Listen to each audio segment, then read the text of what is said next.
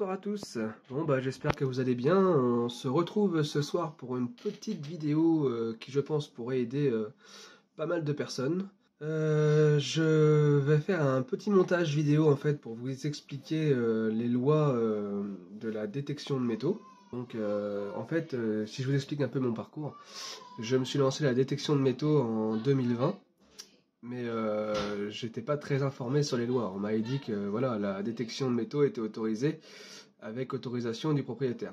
Bon, bah, moi pas têtu, hein, j'allais chez un agriculteur, pardon, où je demandais l'autorisation voilà, pour aller dans ses champs. Et les trois quarts du temps, effectivement, ça passe sans problème. L'agriculteur nous dit bah oui, il n'y a pas de problème, vas-y, moi au pire ça m'en service. Bon, bah, ok, du coup j'y allais. Mais alors ce que j'oubliais de faire, c'est de me renseigner sur les cartes, voir en gros si c'est des parcelles archéologiques, si ce sont des zones archéologiques. Et or ça c'est très important parce que je le rappelle encore une fois que la détection dans les zones archéologiques est strictement interdite, hein, parce que je le rappelle qu'on ne fait pas ça pour faire des recherches archéologiques. Donc c'est complètement interdit. Donc avant de faire une recherche de terrain pour prospecter, il faut bien se renseigner de si c'est archéologique ou non. Donc une fois que ça c'est fait, bah du coup j'allais en fin de compte j'allais détecter comme ça et donc heureusement après la vérification aucune des parcelles que j'avais fait en 2020 n'était archéologique. Mais du coup j'ai quand même eu de la chance parce que j'allais prospecter sans réellement me rendre compte ni me renseigner des risques en quelque sorte. Alors c'est ça qu'on oublie, c'est que la détection, oui, c'est peut-être pour nous c'est un loisir, dépolluer des terres c'est un loisir, même s'il y en a qui ont du mal à le comprendre, mais il faut vraiment se renseigner sur la nature du terrain, sur si c'est archéologique, et il faut avoir une autorisation écrite. Alors je vais le dire dans cette vidéo parce que c'est quelque chose qui est vrai, et ça les gens qui vous diront l'inverse, ce sera faux, normalement en tout cas si je me trompe pas. Je suis pas la science infuse, hein, peut-être que je me trompe, mais vu comment je me suis renseigné cette année pour reprendre l'activité, je pense pas que je me trompe. Et ça je vous le prouverai du coup dans la vidéo que je vais vous faire, dans cette vidéo. La détection de loisirs n'existe pas. Voilà, ça c'est... enfin si, elle existe dans une loi, et justement je vous montrerai un extrait de la FFDM, c'est la Fédération des détectoristes, hein, je pense que vous la connaissez, tout le monde n'approuve pas. Moi je pense que effectivement c'est une association, c'est une fédération, hein, donc c'est quand même plus lourd qu'une association, qui se bat réellement pour notre loisir. Et je pense qu'un jour, grâce à eux, on arrivera à être reconnu comme détection de loisirs. Mais pour l'instant, ce n'est pas le cas. Si vous allez dans un champ et que vous faites attraper par la DRAC, par les gendarmes ou par quelconque personne de l'État, et que vous lui dites bah, je fais de la détection de loisirs, j'ai l'autorisation du propriétaire. Ce sera pas bon, vous allez de toute façon finir avec une plainte. C'est sûr. Sauf si les gendarmes, parce qu'il faut être honnête, en Bretagne, ou en tout cas dans le Morbihan, les gendarmes sont peut-être pas, et c'est comme ça beaucoup je pense en France, au courant des choses qu'il faut faire. J'ai lu des choses sur des personnes qui ont interrogé les gendarmes, et en fait les gendarmes, pour eux, un prospecteur dans un champ, il fait rien de mal. Et il a raison, en même temps on ne fait rien de mal. En tout cas, je parle pour les personnes qui demandent bien l'autorisation pour aller dans des champs ou dans des forêts, qui demandent bien l'autorisation au maire, tout ça. Quand on fait les choses dans les règles, on ne fait rien de mal. Du coup, j'ai arrêté l'activité du coup, quelques mois après avoir commencé, hein, à peine 3 ou 4 mois, parce que j'ai flippé, j'ai lu des articles comme quoi il y avait des prospecteurs dans des champs, les gendarmes sont arrivés, ils ont confisqué le matériel, ils se sont retrouvés à la gendarmerie, et du coup, moi je me suis dit, c'est mort quoi. Enfin, prendre l'air, aller me promener, dépolluer des terres, ça vaut pas non plus le fait de perdre beaucoup d'argent et de se retrouver au tribunal pour pillage ou pour prospection interdite sans autorisation préfectorale. Voilà, ça valait vraiment pas le coup quoi. Du coup j'ai arrêté, j'ai fait d'autres loisirs entre temps, et cette année je me suis renseigné un peu plus sur mes droits et sur ce qu'il fallait faire pour avoir le droit de prospecter. Voilà, ça c'est vraiment important. Donc j'ai contacté le ministère des Cultures. Je pense que c'est une des premières choses à faire. J'ai aussi contacté la DRAC, mais la DRAC ne m'a pas répondu. Mais c'est pas étonnant puisque de toute façon ils répondent à personne. Mais bon, la moindre des choses, c'est au moins de contacter le ministère des Cultures parce qu'au final ça reste quand même dans le même truc. Et je leur ai demandé, voilà, je leur ai dit, je veux faire de la détection de métaux dans le but de dépolluer, parce que je le rappelle encore une fois, moi en tout cas personnellement, c'est mon but et normalement c'est légal. on a le droit de détecter pour dépolluer un terrain sous la demande et l'autorisation de l'agriculteur ou alors de la mairie, suivant là où vous êtes. Et nous avons le droit aussi de détecter pour rechercher un objet perdu. Donc ça, vous allez le voir dans l'extrait de la FFDM que je vais vous partager dans cette vidéo aussi. Donc tout ça, je l'ai appris grâce à eux. Hein. Effectivement, ils parlent de la loi 89 qui précise que la détection de loisirs, voilà, c'est pour la recherche d'objets d'objets familiales dans le terre privée, tout ça. Hein. Bref, vous allez écouter ça dans la vidéo et le regarder. Moi, j'ai tout appris en tout cas grâce à ça et grâce au texte de loi. Parce que forcément, en regardant des vidéos, on apprend des choses et on va se renseigner sur internet, savoir si c'est vrai ou pas. Mais la FFDM, c'est une personne qui a le président, c'est une personne qui a travaillé dans le droit. Il était gendarme ou un truc comme ça à l'époque. Donc je pense quand même qu'il sait de quoi il parle. Donc là, je ne suis pas encore adhéré à sa fédération, mais je pense qu'en janvier, là, je vais partir pour au moins 1 an. Parce que je me dis, voilà, une personne de plus, c'est une personne de plus. Hein. Et quand on sera à 2000 membres, mine de rien, ça sera quand même un plus gros poids.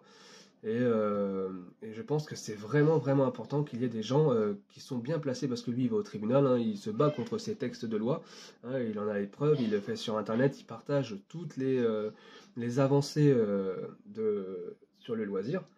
Bon, bref, je suis pas là pour lui faire de la pub, mais n'empêche que c'est une personne bien placée pour en parler. Du coup, oui, alors en 2020, effectivement, j'ai arrêté. Cette année, je me suis bien renseigné sur mes droits et du coup, j'ai racheté du matériel. Voilà, donc il y a beaucoup de personnes sur le groupe, et même dans la vie de tous les jours, hein, sur les autres groupes que je vois et qui se renseignent, qui se disent, voilà, où est-ce que j'ai le droit de détecter?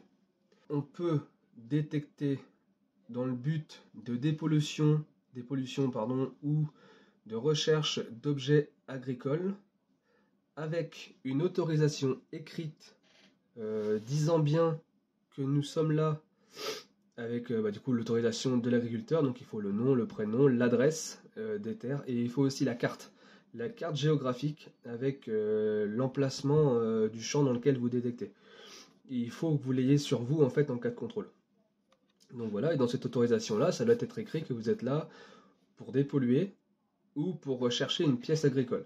Moi personnellement, l'agriculteur chez qui je prospecte, donc j'ai quand même pas mal d'hectares à faire, je lui ai demandé, voilà, est-ce que ça l'intéresse que je dépollue ces terres, parce qu'il fait pas mal de bovins, donc je lui ai expliqué les risques pour les animaux, et aussi les risques pour son matériel agricole. Et du coup, effectivement, il a été emballé, il me dit ouais, moi ça me dérange pas, au contraire, moi les terres, ça fait quand même des années que je les ai, effectivement, à l'époque, ils ont quand même perdu des pièces, agricoles, je précise quand même, que ce soit pas mal interprété, et c'est vrai que pour les animaux, quelque chose qui dépasse de terre, c'est dangereux. Et aussi parce qu'ils risquent de le manger, les bovins, ils regardent pas, il y a de l'herbe, ils mangent, et du coup ils attrapent en même temps. Donc voilà, donc dans ce but-là, il m'a signé une autorisation écrite, je précise encore, hein, écrite, c'est très important. D'ailleurs, sur le groupe, il y a un extrait de l'autorisation qu'il faut faire remplir. Hein. Normalement, ça passe. Et donc, du coup, il m'a bien signé une autorisation écrite pour dépolluer ces terres. Voilà. Donc, ça, c'est légal. J'ai demandé au ministère de la Culture qui m'a effectivement répondu que oui, j'avais le droit de détecter pour ça, mais que en cas de découverte fortuite, hein, donc par exemple de quelque chose d'historique, parce que vu qu'on est là pour dépolluer et pour rechercher des pièces agricoles, c'est possible qu'on trouve des pièces de monnaie style romaine, par exemple, ça peut arriver, même si c'est pas le but de la recherche, ça peut arriver, on peut trouver des objets qui peuvent intéresser l'art, l'histoire et l'archéologie, et donc quand ça arrive, il faut en fait prévenir le maire, et bien sûr le propriétaire des terres, de cette découverte. Donc voilà, alors le mieux, j'ai envie de dire, quand on le voit dans le trou, on se rend compte que c'est quelque chose qui peut intéresser l'histoire, l'archéologie, le mieux c'est de ne pas toucher. Parce que, en fait, ce qui ne plaît pas chez les archéologues, c'est pas qu'on prenne l'objet. Même si, bon, ils n'aiment pas trop, mais le plus important pour eux, c'est le contexte qu'il y a autour de l'objet. Je suis pas archéologue, par contre, j'aime quand même l'histoire, hein, comme beaucoup de personnes, on aime l'histoire de notre pays, c'est normal, hein, sinon, à quoi bon? Mais je peux comprendre qu'ils ont besoin de comprendre pourquoi cette pièce, cette chose qui date de plusieurs années, pourquoi elle est là, pourquoi elle est arrivée là. Donc voilà, c'est ça leur boulot, c'est de comprendre pourquoi cet objet est arrivé là.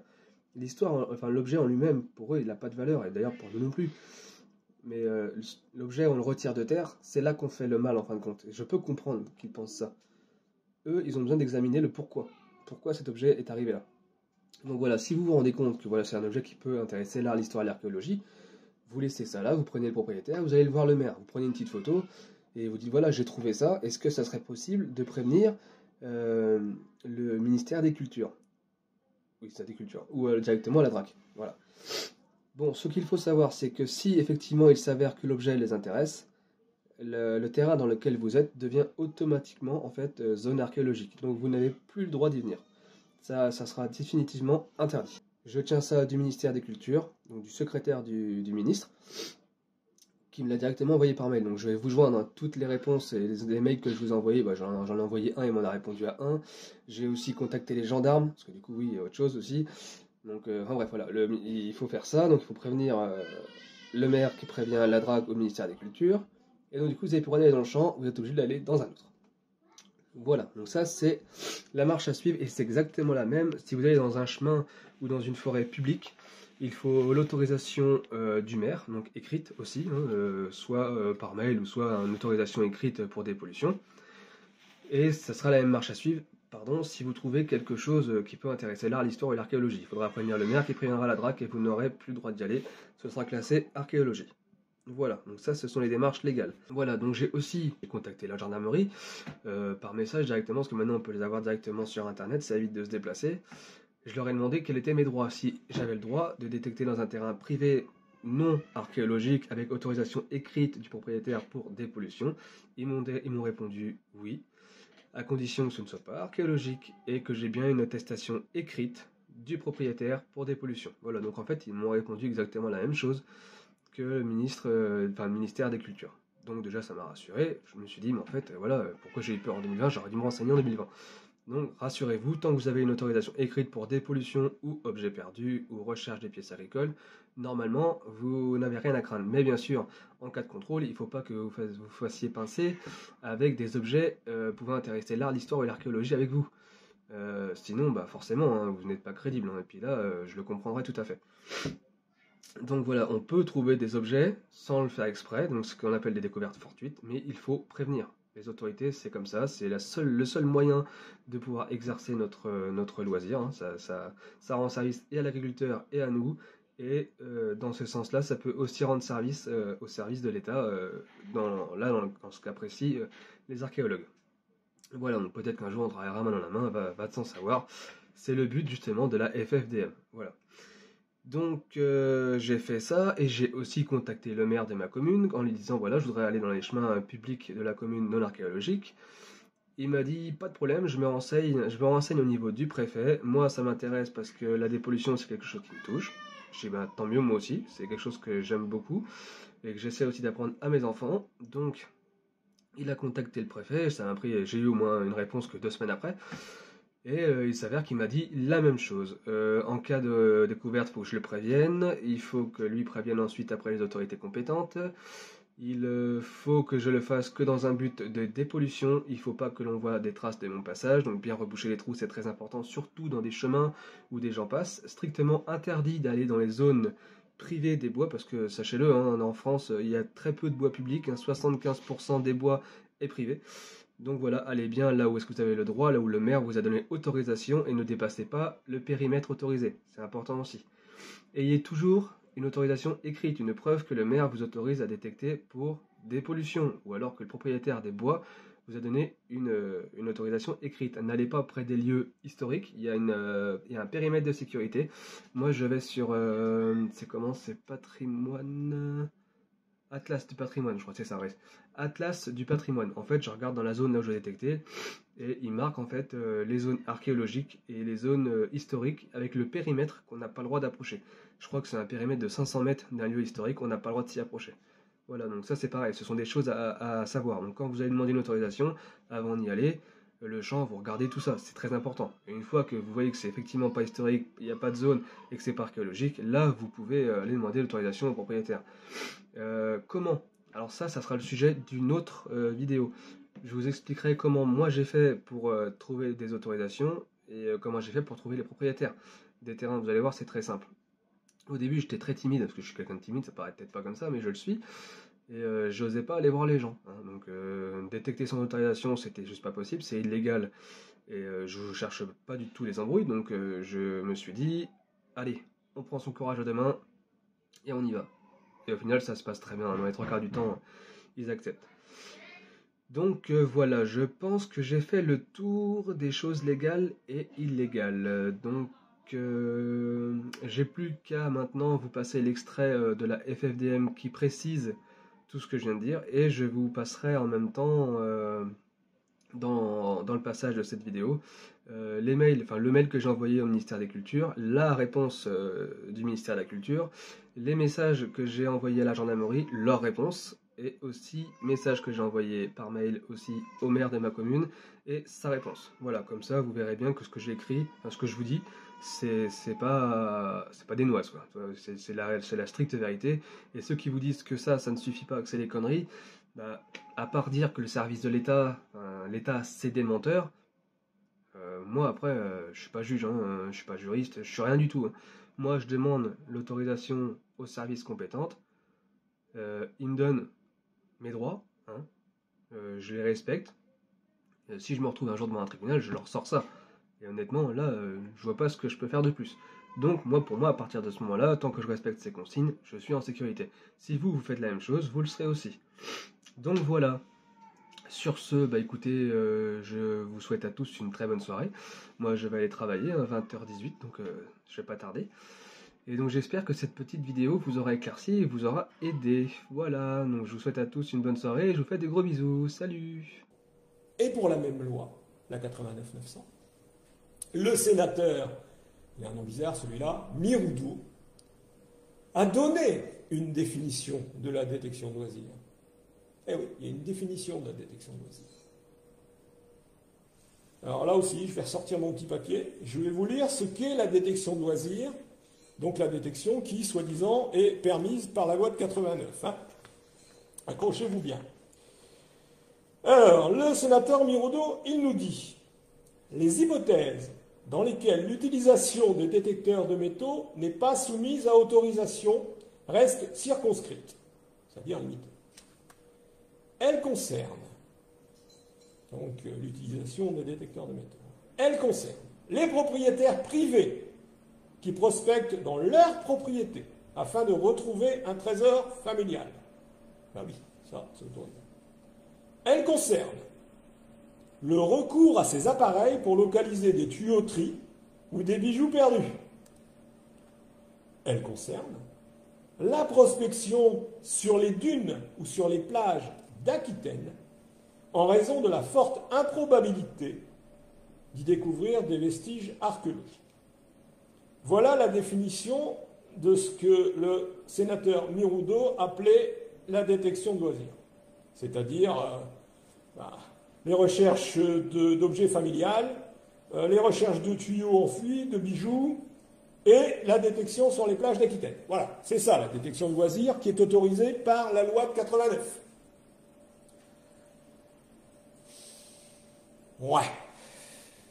Donc vous voyez bien que même la loi de 89, celle votée par le député Hamel, parce qu'elle laissait une place à la détection de loisirs, ne permettait pas, et ne permet toujours pas d'ailleurs, hélas, de détecter à la bilbaude. Le souci, c'est qu'au tribunal, quand un UDM passe au tribunal, le procureur, il utilise, lui, ce rapport Miroudou, lui. Il l'utilise. Quand un UDM prétend faire de la détection de loisirs au tribunal, eh ben, le procureur, lui, il sort ce que je vous ai dit là, ce que je vous ai lu. Hein, c'est-à-dire la recherche de biens familiales, les bijoux perdus, les tuyauteries et les plages d'Aquitaine. Si ça n'entre pas dans ce cadre-là, ben pour lui, vous ne faites pas de détection de loisirs. Et donc, vous êtes condamnable. Ah là là. Donc, détecter à la bilbaude, c'est pas sans risque.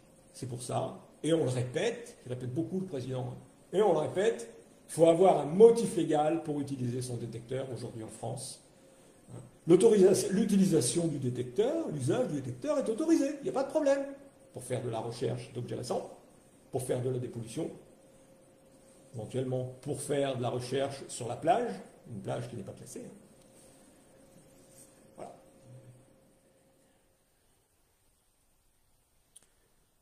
Donc, allez donc détecter, il n'y a pas de problème, mais avec vos autorisations du propriétaire et avec vos demandes sur des protocoles.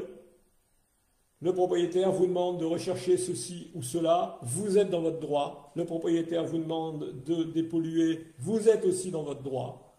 Il vous demande de rechercher la boîte que le grand-père a enterrée, vous êtes dans votre droit aussi. Donc oui, on peut aller détecter. Seulement, on ne peut pas aller détecter à la Bilbaude, comme ça dans les champs, sans raison. Là, dans certaines régions, ça passe, pour reprendre une expression que j'ai vue là dans les commentaires, dans certaines régions, ça passe crème, hein, mais dans d'autres régions, eh ben, c'est tribunal direct. Donc, il vaut mieux avoir on va dire, ce motif légal, hein, qui est une dépollution, une recherche, voilà. Du coup, dans quelle région ça passe crème? Ça passe crème partout. À partir du moment où vous avez un motif légal et que vous êtes en train de dépolluer ou de rechercher un objet récent, il n'y a pas de souci, ça passe crème partout. Parce que, seulement le problème, c'est que au niveau du tribunal, vous ne serez pas condamné, même dans les régions difficiles, parce que vous allez pouvoir prouver, votre agriculteur vous a fait un papier, que vous ne faisiez pas de détection archéologique. Donc, dans certaines régions, malgré tout, vous pouvez vous retrouver devant un tribunal. Dans les autres, alors certaines régions, je ne vais pas vous faire de dessin, hein, les régions problématiques, c'est PACA et Grand Est, hein. C'est comme ça. Mais si vous avez vos autorisations, je me répète, vos protocoles signés, pas de souci. Hein.